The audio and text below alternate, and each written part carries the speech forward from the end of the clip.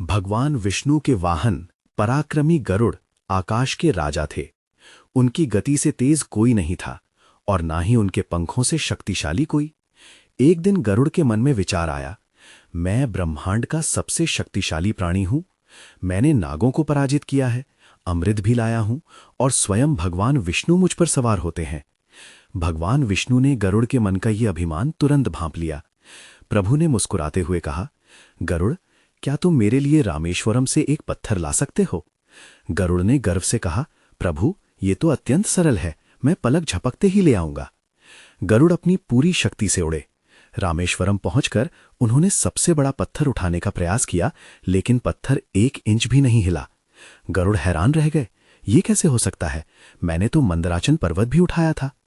उन्होंने छोटे छोटे पत्थर उठाने का प्रयास किया, लेकिन रामेश्वरम का एक छोटा सा कंकड़ भी नहीं उठा पाए।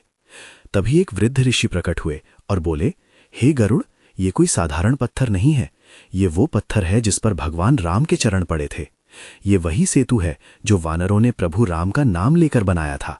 साधारण वानर, जिनके पास गरुड़ जैसी ना शक्ति थी और ना ही पंख, उन्होंने अपनी भक्ति के बल पर यह संभव कार्य कर दिखाया। हर पत्थर पर श्री राम लिखकर उन्होंने समुद्र पर पुल बना दिया था।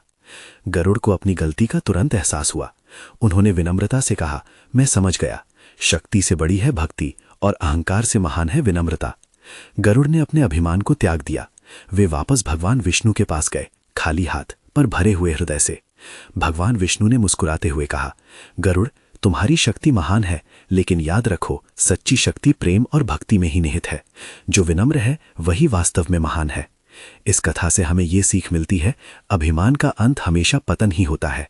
भक्ति से बड़ी कोई शक्ति नहीं, विनम्रता ही सच्चा गुण है। ईश्वर की कृपा से सब कुछ संभव है। छोटे बड़े का भेद केवल शरीर में है, आत्मा में नहीं। जो भगवान के नाम के साथ है, उसके लिए कुछ भी असंभव नहीं। जय श्री राम।